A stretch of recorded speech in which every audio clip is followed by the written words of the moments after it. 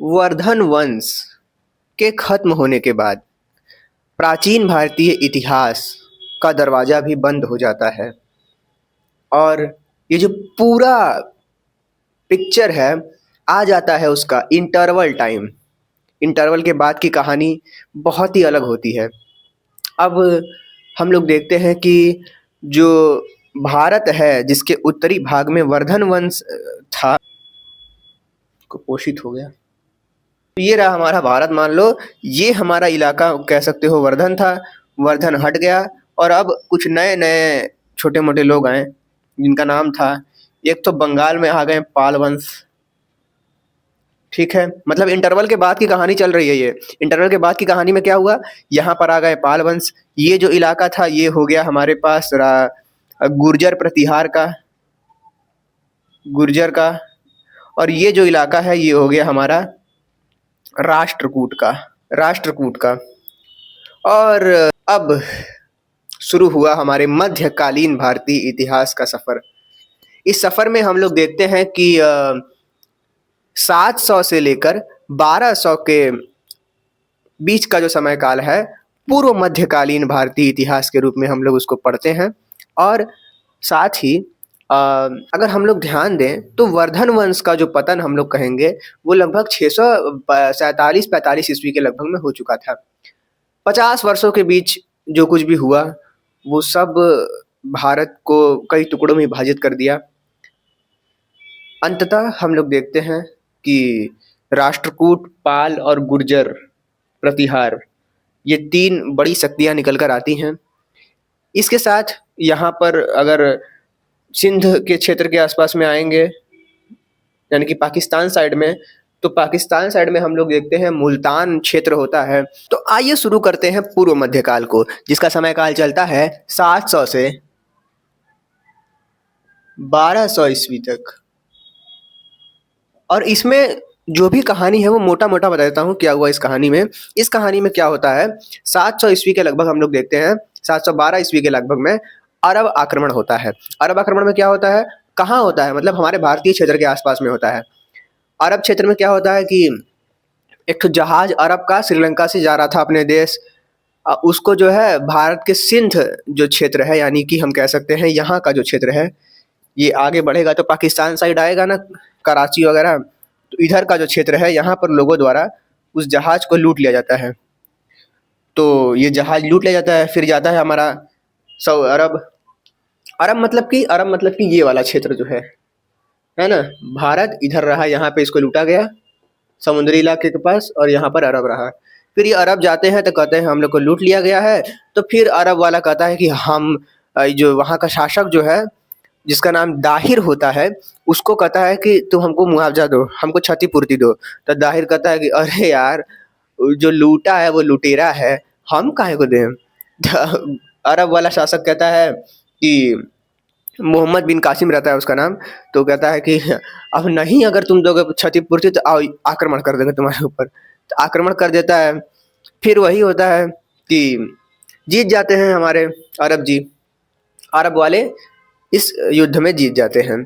फिर उसके बाद एक कहानी अगले आगे बढ़ती है और हम लोग देखते हैं कि तुर्की आक्रमण होते हैं। तुर्की आक्रमण में क्या होता है, अफगानिस्तान का जो क्षेत्र है, इधर अफगानिस्तान के क्षेत्र ये जो है, यहाँ से लोग आते हैं, 2 लोग जिसका नाम बहुत हम लोग सुना है, मोहम्मद गजनवी और मोहम्मद गौरी। ये 2 लोग आते हैं और यहू लोग आक्रमण करते रहते हैं। आक्रमण में सबसे पहले आता है मोहम्मद गजनवी। सन 1001 ईस्वी में ये भारत पर अपना पहला आक्रमण करता है और पहला आक्रमण ये पंजाब पर करता है और विजय इसको मिल जाती है।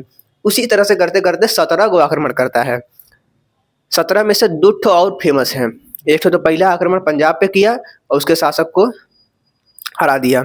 इसके बाद देखें तो एक दूसरा आक्रमण देखें, 16वां आक्रमण। तो 16वां आक्रमण बड़ा खतरनाक होता है। 16वें आक्रमण में क्या करता है, ये गुजरात के सोमनाथ मंदिर पर आक्रमण कर देता है।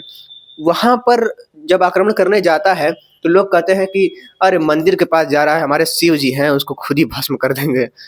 तो लोग उसको बहुत मतलब रोकने की कोशिश नहीं करते हैं। जब वो मंदिर तक पहुंच जाता है तो फिर कहानी शुरू होती है, लड़ाई झगड़ा होता है। लगभग 5000 सैनिकों को वो मंदिर के आसपास लाश बिछा देता है। अब वो जाता है मंदिर को खंडित करने। मूर्ति को खंडित करने।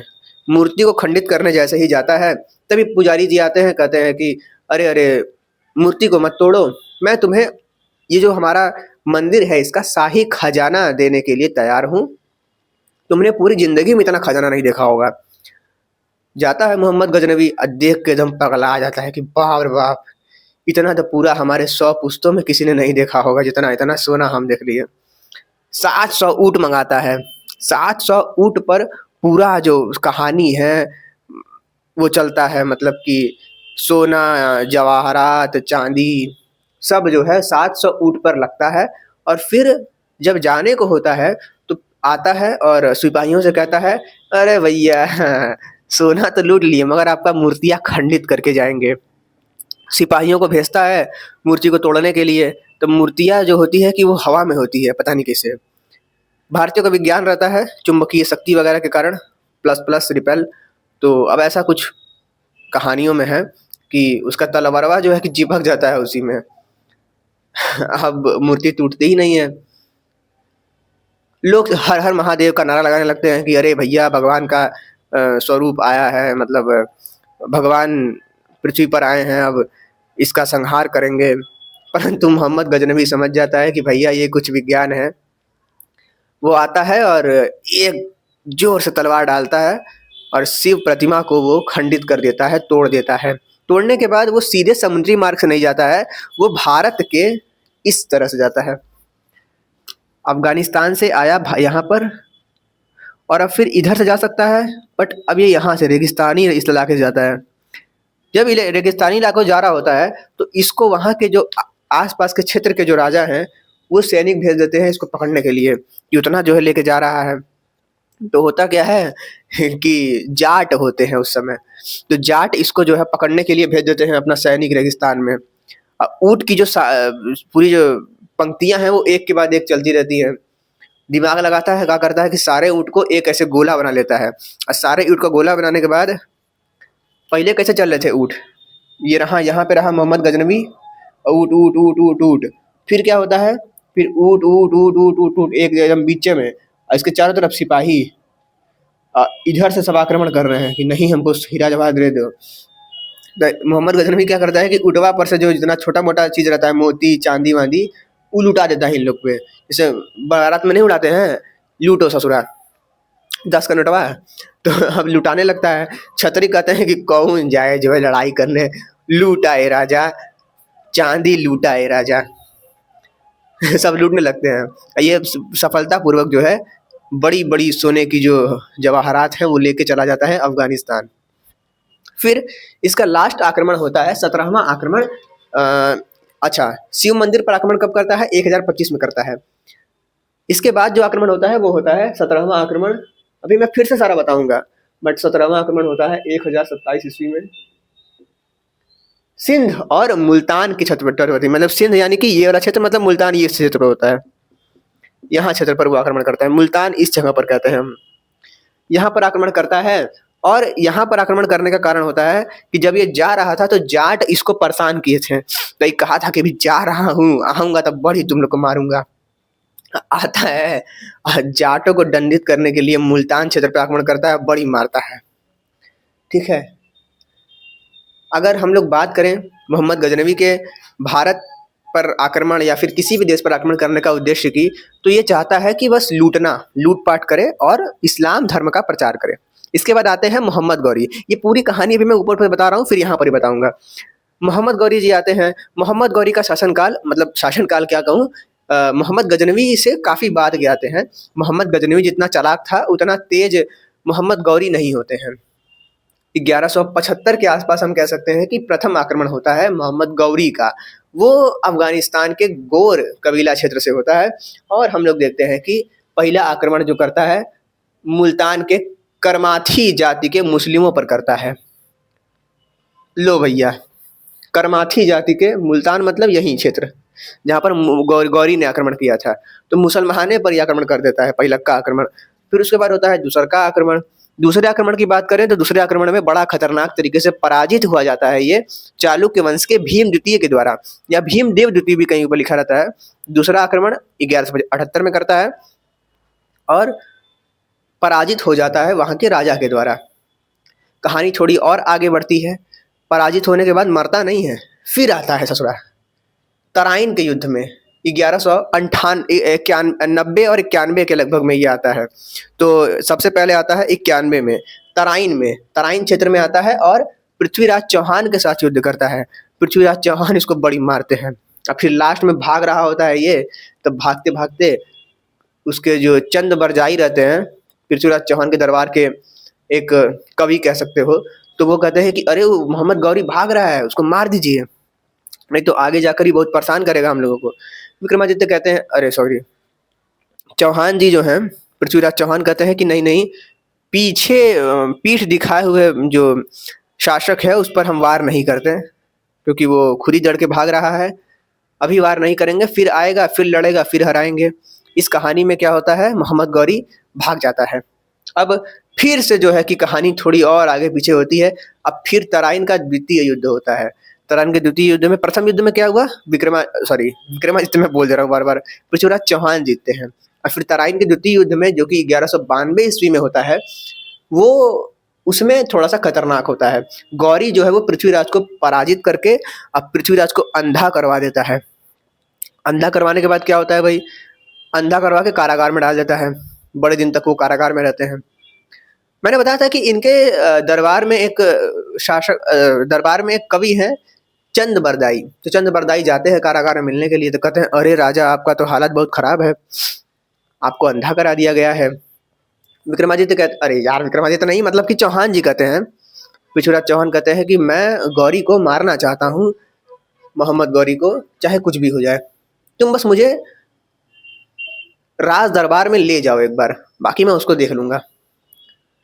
उनके पास ध्वनि भेदन की शक्ति होती है, मतलब कि आंख बंद भी रहेगा तो भी ये शत्रु के जो आवाज है उससे उसको मार सकते हैं।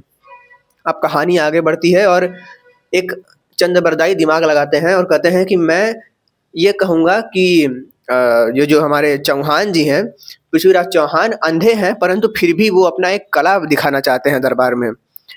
तो गौरी के पास जाकर कहते हैं कि अपना कला दिखाना चाहते हैं, ये अंधे हैं तब भी ये निशाना लगा लेंगे। सब हंसने लगते हैं, कहते हैं अरे अंधा है तब वो निशाना लगाएगा। तो गौरी बड़ा खुश होता है, कहता है कि चलो भैया देखा जाएगा, मौज आएगा, मजा आएगा, अंधा कैसे निशाना लगाता है। विक्रमादित्य को, मतलब चौहान को लाया जाता है पृथ्वीराज चौहान को लाया जाता है दरबार में। चंद्रबरदाई सामने एक रख देते हैं निशाना, और चौहान जी जो है वो अपना धनुष में बाण रखते हैं। सामने रहता है निशाना और उसके ठीक पीछे रहते हैं कुछ इस तरीके से, ये यहाँ पर बैठा है गौरी, यहाँ पर है विक्रमादित्य, यहाँ पर है उनका निशाना। ये तलवार मतलब निकालते हैं धनुष इसको मारने के लिए, अब मुड़ के घपदनी इसको मार देते हैं, क्योंकि इनके पास ध्वनि भेदन की शक्ति होती है। इसका आवाज सुन के इसको घपदनी मार देते हैं। गौरी मर जाता है और चंद्रबरदाई निकालते हैं एक तलवार और उससे विक्रमादित्य सॉरी पृथ्वीराज चौहान को मार डालते हैं और खुद भी मर जाते हैं, क्योंकि वो दुश्मन के हाथों नहीं मरना चाहते थे। कहानी यहीं पर खत्म हो जाती है और इसी वीडियो में हम लोग इस पूरी कहानी को देखने वाले हैं। सबसे पहले शुरू करते हैं अरब। तो पूर्व मध्यकाल की बात करें तो 700 से 1200 ईस्वी तक हमने देखा, 5 वर्षों का समयकाल है। यह वह समयकाल है जब इस्लामिक आक्रमण हो रहा था, परंतु इस्लामिकों का शासन नहीं था, परंतु इस्लाम शासन की स्थापना नहीं हुई थी। इस समयकाल में अरब और तुर्की इस्लामिक आक्रमण हुए। इस शासनकाल में अरब और तुर्की इस्लामिक आक्रमण हुए।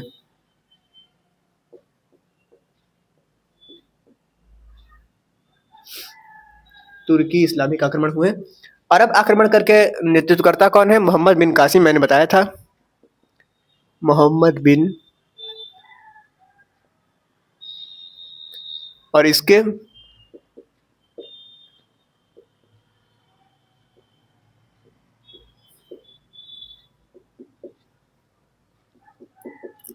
मोहम्मद गौरी, मोहम्मद गजनवी और मोहम्मद गौरी। सबसे पहले हम लोगों ने क्या देखा था भैया, वही अरब आक्रमण देखा था हम लोगों ने। अरब आक्रमण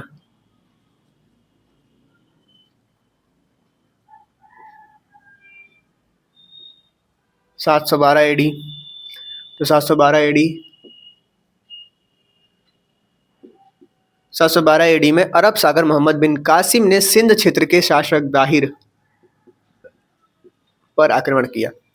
कारण मैंने बताया था कि यहाँ पर श्रीलंका है, यहाँ से ये जा रहे थे, लूटे गए और फिर जुर्माना मांगा या फिर क्षतिपूर्ति मांगी। एक बार अरब सागर जहाज श्रीलंका से अरब जा रहा था, सिंध क्षेत्र के पास लूटा गया इनको। अरब शासक सिंध शासक ने मुआवजे की मांग की। कहानी आगे बढ़कर आक्रमण होती है और इसमें हम लोग देखते हैं कि कासिम विजयी रहता है। ठीक है, अरब आक्रमण खत्म। फिर आते हैं आगे कहानी पर, तुर्की आक्रमण।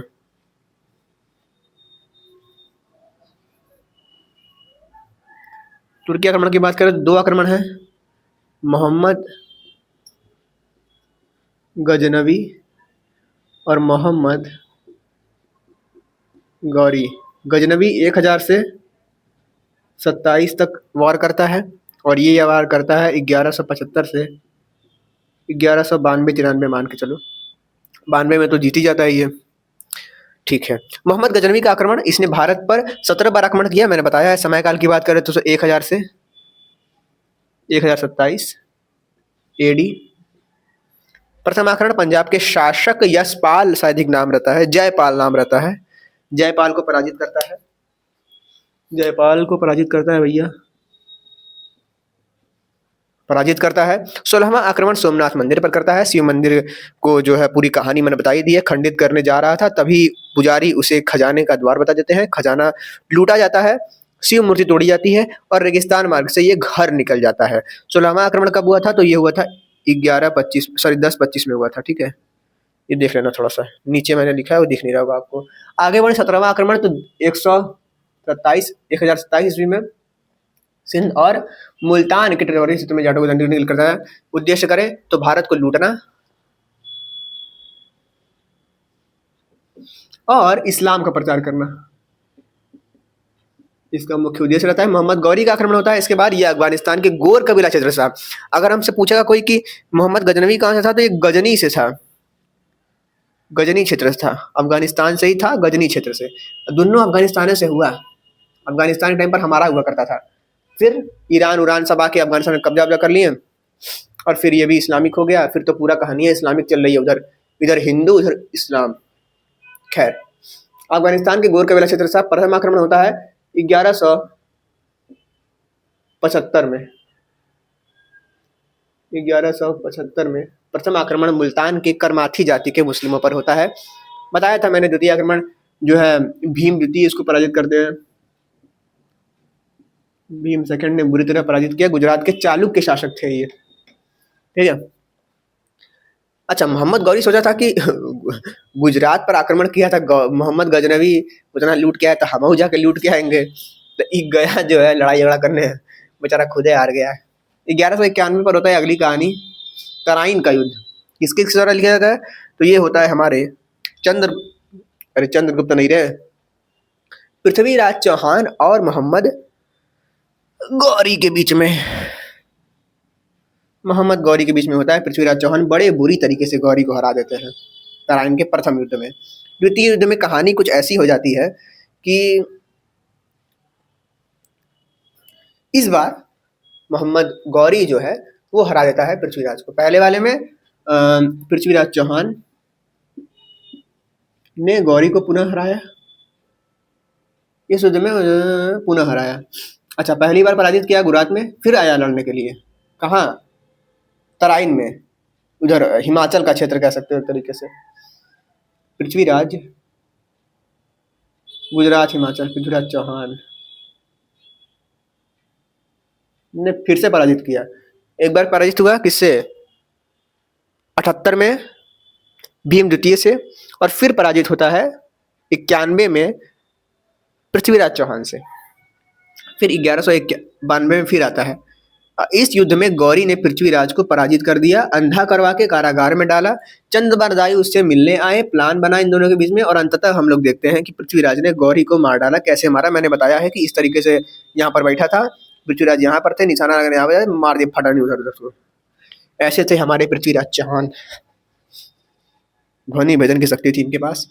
आगे बात करें पूर्व मध्यकालीन शासक की बात करें तो हमने देखा है कि हमारे भारत ये रहा, ये हमारे यहाँ पर पाल वंश था। पाल वंश के बाद हमारे आते हैं गुर्जर प्रतिहार और फिर आते हैं राष्ट्रकूट। तो गुर्जर प्रतिहार होते हैं यहाँ पर, 2 मिनट सॉरी, हाँ, तो गुर्जर प्रतिहार होते हैं यहाँ पर, ये पूरा क्षेत्र इनका है। और राष्ट्रकूट जो होते हैं वो होते हैं ये, लो भाई, राष्ट्रकूट होते हैं ये। तीनों जो है लड़ते रहते हैं आपस में, तीनों आपस में लड़ते रहते हैं, 200 साल तक कुल लड़ते हैं। और विजयी कौन होता है? ये, ठीक है, मतलब कि गुर्जर प्रतिहार। शुरू कौन किया था? गुर्जर प्रतिहार। ये सब अच्छा, इसमें से साक्ष्य किसके प्राप्त हैं? गुर्जर प्रतिहार जो थे वो राजपूत थे। तो इस शासन काल को हम लोग देखते हैं कि राजपूत युग भी कहा जाता है। राजपूत, पुत नहीं, राजपूत, ये ठीक है। राजपूत कौन थे? इसकी परिभाषा इतिहासकार कर्नल टॉड कहते हैं कि ये विदेशी शासक थे, शक और सिथियन थे। विदेशी शासक शक और सिथियन थे। पौराणिक मान्यता के अनुसार ये अग्निकुंड से निकले थे। इसी समय काल में कन्नौज पर नियंत्रण के लिए युद्ध होता है। और ये युद्ध किसके द्वारा लड़ा जाता है? पहले होते हैं गुर्जर प्रतिहार,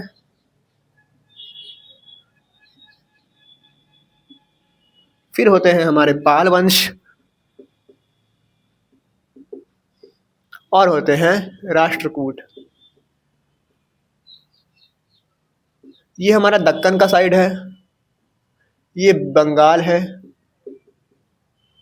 और ये हमारा है उत्तर पूर्वी, यानी राजस्थान कह सकते हो इसको। ठीक है, विजयी कौन रहा? ये रहा हमारा विनर। शुरू कौन किया था? ये शुरू किया था। ठीक है, कितने साल तक चला था? 200 साल तक चला था।